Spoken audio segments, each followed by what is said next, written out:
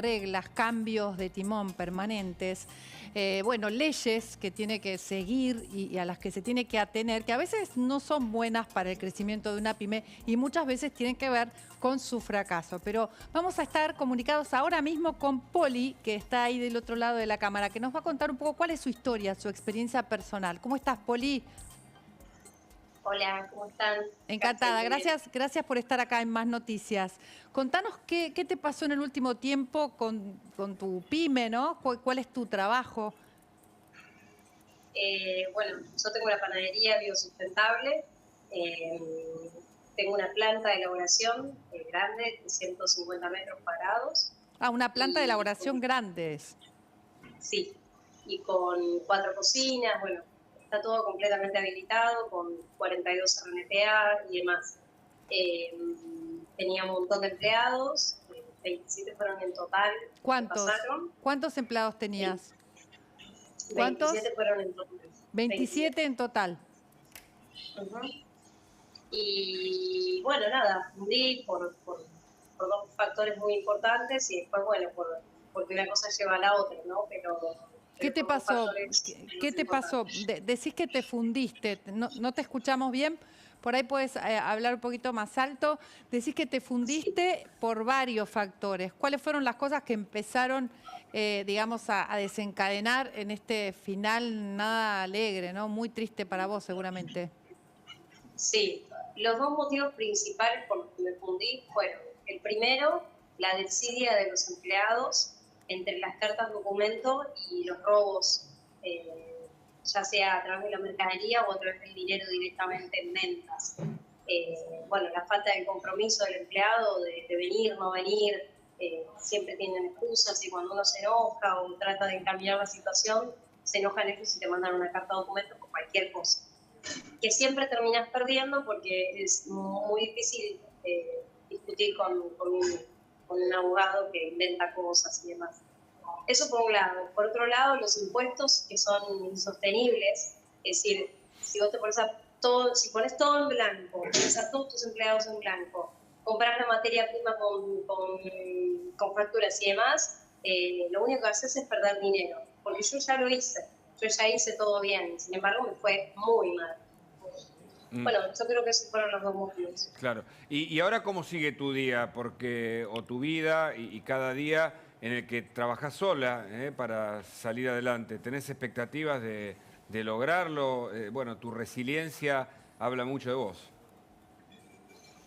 Bueno, la planta es lo único que nos queda a nosotros como familia. Para tener la planta nosotros vendimos nuestra casa, de hecho nos fuimos a vivir a un alquiler, ese alquiler tampoco lo pudimos seguir pagando, nos tuvimos que venir a vivir acá. Perdimos todo nuestro capital, vendimos nuestros autos, es decir, hasta la heladera de mi casa, vendí el sillón, todo para poder cubrir a todos los empleados, tratar de no dejar a nadie de mala forma o debiéndoles sueldos y demás. Pero bueno, llegó un momento en el que no me quedaba ni para comer, no me quedó ni para comer. Claro. Siempre tratando de hacer todo bien, ¿no? Porque hubiera sido más fácil dar quiebra o hacerme la tonta, cambiar de nombre y seguir laburando. Mm, Pero con la esperanza de que algunas cosas cambiaran, no cambiaron, no mejoraron y bueno, llegó un punto en el que me quedé sola, porque tampoco puedo hacer venir a trabajar a alguien sin pagarle. Igual tengo que seguir sosteniendo la planta, así que sigo trabajando, sigo cocinando, sigo vendiendo. Lo que pasa es que como puedo, ¿no? Porque estando claro. sola te terminás quemando, te terminás lastimando, te patinás, te mareás, no puedes cumplir con los pedidos y con la producción, y cada vez hay menos mercadería, y cada vez hay menos materia prima. Sí, es difícil. Igual yo estoy Juli, acá, sigo. De hecho, sí, estoy cocinando budines ahora. claro, mirá. Bueno, permití, Julieta tiene una pregunta para hacerte. Gracias por atendernos. Buenas Gracias. tardes. Bueno, este tema que Bueno, comentás es algo muy comentado entre los empresarios y también muchos políticos hablan bueno, de la necesidad de una reforma laboral por esto de la alta litigiosidad. En particular, ¿qué es lo que te reclaman estos abogados que aparecen, digamos, con las cartas documento? O sea, ¿qué es lo que refieren, ¿no? de las situaciones de los empleados y cuál es la realidad según vos? bueno, para pagarle a un empleado en blanco un turno de 8 horas de trabajo se necesita mínimo 80.000 pesos que serían destinados como para el sueldo de la persona y un 63% más entre cargas sociales, contador, todo lo que se corresponde. Entonces terminé gastando entre 170, 180 lucas para tener un empleado. Son muy pocas las empresas que pueden tener, de hecho son multinacionales las que pueden tener blanco al 100%, porque si tenés que trasladar todo ese costo, más el costo de la materia prima, más los costos periféricos de impacto y demás a la empresa, tenés que terminar vendiendo el producto 5 o 6 veces más caro de lo que te sale hacerlo. Eso hace que casi nadie lo pueda pagar. Entonces, si no fundís porque trasladás el costo y nadie te compra, seguramente fundís por los juicios laborales que te hacen por tener a la gente en negro. Definitivamente, tiene que cambiar algo porque los únicos que ganan al final y al cabo son los abogados. Porque el Estado, bueno, todo lo que nos saca a nosotros, de alguna manera lo va a terminar perdiendo porque cada vez hay más juicios, cada vez hay que pagar más todo el tema de los jueces y demás que hay que sostener para toda la carga de juicios que están habiendo, que está todo completamente colapsado por este tema justamente, y también porque, bueno, ya la gente con todo este tema no quiere trabajar, cada vez hay más necesidad de planes, se ha hecho también todo un comercio con eso. Al fin y al cabo lo que perdemos somos los empresarios y los buenos trabajadores que sí quieren trabajar bien, pero que ya los empresarios no queremos contratar porque estamos cansados. Yo estoy cansada, yo no quiero laburar con más nadie. Ana, más allá de este problema que es la carga impositiva, que por supuesto todas las pymes lo sufren y mucho, ¿no? Y esto está a la vista. ¿Cómo te iba con las ventas, digamos? Si toda esta crisis económica te afectó las ventas, la inflación, ¿cómo iba esa relación comercial de tu emprendimiento? Bueno, el método de venta que nosotros utilizábamos eran las ferias. A través de las ferias, el público que te llega es muy diverso. Entonces no tenés un parámetro fijo. Eso hace que las ventas no tengan un parámetro demasiado fijo. A pesar de eso, yo tenía un control bastante importante. ¿Qué hago? Hago una planilla todos los días en donde escribo todo lo que vendo. Hoy se vendieron 5 bodegas de algarroba, hoy se vendieron la fecha, todo. Entonces comparo de un mes a otro, de una semana a otra, de un año a otro. A mí me bajó un 60% la venta en estos últimos 4 meses. 60% es demasiado. Claro. Mucho. De igual forma, yo seguía sosteniendo. ¿Qué hacía? No ganaba plata, sostenía todos los gastos. Sostenía a los empleados, te podía sostener con los que ya me había comprometido y sostenía la materia prima, pero no ganaba plata. Hace 4 meses que yo no gano nada de dinero, todo lo contrario, lo pierdo. A eso sumale los juicios. Poli, yo mira, anoté varias cosas, ¿no? Impuestos, leyes laborales, cargas sociales, contador, más de 650.000 pesos para tener un solo empleado, tenías 27, bajaron las ventas. ¿Vos sentís que el gobierno de alguna manera va en contra de los empresarios, de los emprendedores y que no tienen ningún tipo de plan para acompañarlos y para ayudarlos? Sí, de hecho, a nosotros es que nos sacan. A mí ni siquiera, mira, pago todos los impuestos, soy responsable inscripto. Yo cualquier venta que haga con el POSNET directamente se me debitan incluso ingresos brutos. Y sin embargo me siguen sacando el impuesto a las ganancias. Entonces, al final y al cabo, a nosotros los empresarios, o pymes, o simplemente productores, solo nos sacan. Ahora, yo te pregunto, si vos tenés una ropita de bebé que vas a vender, sos un emprendedor chiquitito y vas al ANSES y te querés hacer monotributista, nadie te da un curso o te dice, sí, vení, vamos a ayudarte. No, todo lo contrario, te tratan mal, te ponen un montón de trabas, no te explican, porque a mí me pasó. Entonces, necesitamos que haya un plan de acompañamiento, no solamente para ciertos partidos políticos. Es decir, si sos tal, te ayudamos. No, tiene que haber un plan abierto, público, en donde incluso hayan asesoramiento de contadores y demás, sin que nosotros tengamos que pagar todo. Porque nosotros no tenemos problema en pagar. El problema es cuando se vuelve injusto, cuando vos perdés siempre y nunca tenés un socio activo que Eso, te Ana ayuda. Clara, ¿cómo estás? Decías que en los últimos 4 meses se complicó más tu situación. Quería saber hace cuánto que estabas con este emprendimiento y qué soluciones concretas vos verías en el corto plazo como pyme para poder mejorar para ustedes esta situación. Además de los planteos, ¿cuáles serían las soluciones a corto plazo que verías viables? Yo hace 4 años tengo la panadería, por así decirlo, porque hace 4 años cuando empecé con un horno eléctrico y una lata. Fui creciendo a través del ahorro. Ahorré, compré, ahorré, compré.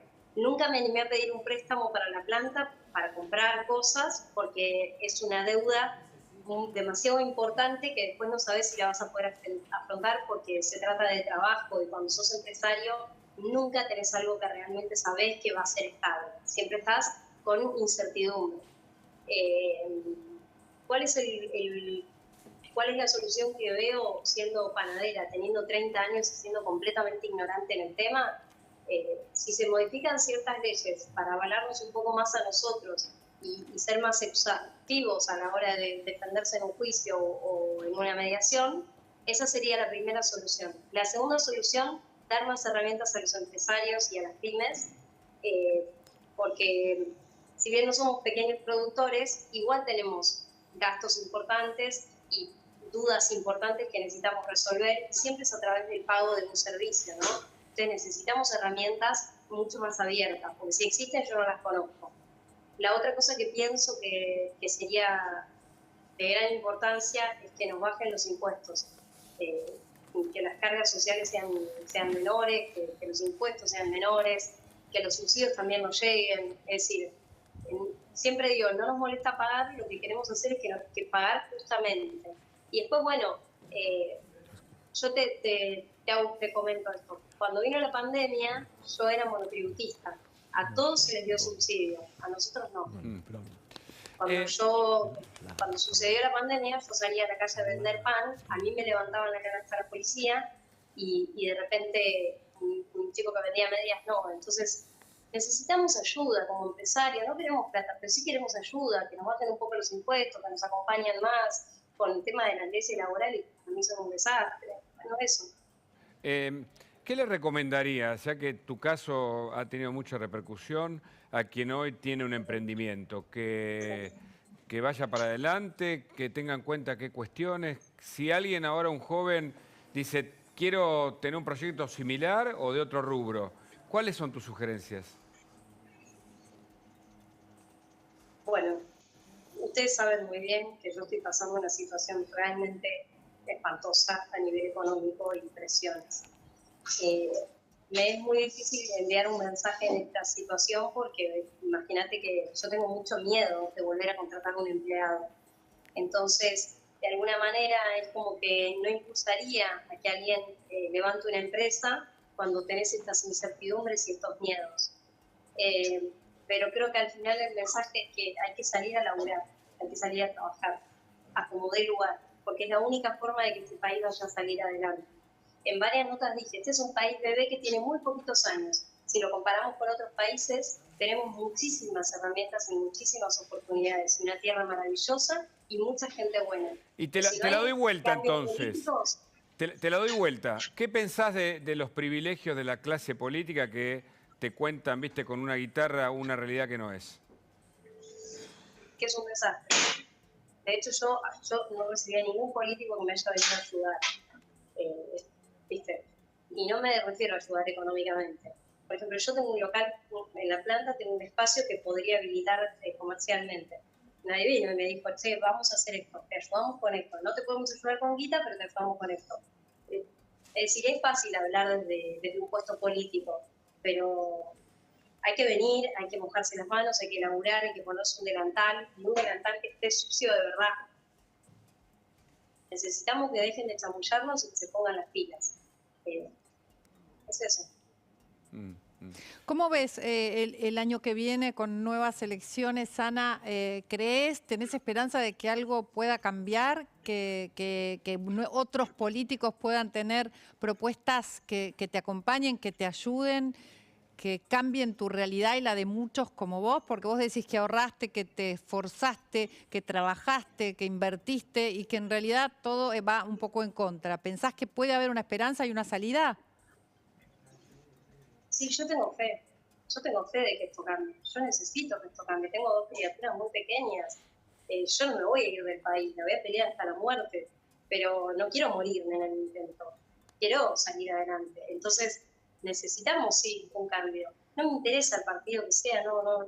soy cero política yo, pero lo que sí quiero es que demostrarles que a través del trabajo se puede y a través de la dignidad, no solamente de nosotros los trabajadores, seamos dueños, seamos empleados, sino a través de los políticos. Deseamos que ahora, cuando haya un cambio, si es que lo hay, que algo mejore con planes, no con chamullo. Muchas gracias por este contacto. Gracias a ustedes. Gracias. Muchas gracias. Bueno, Dani Santa Cruz con la información deportiva. Claro, porque habría que revisar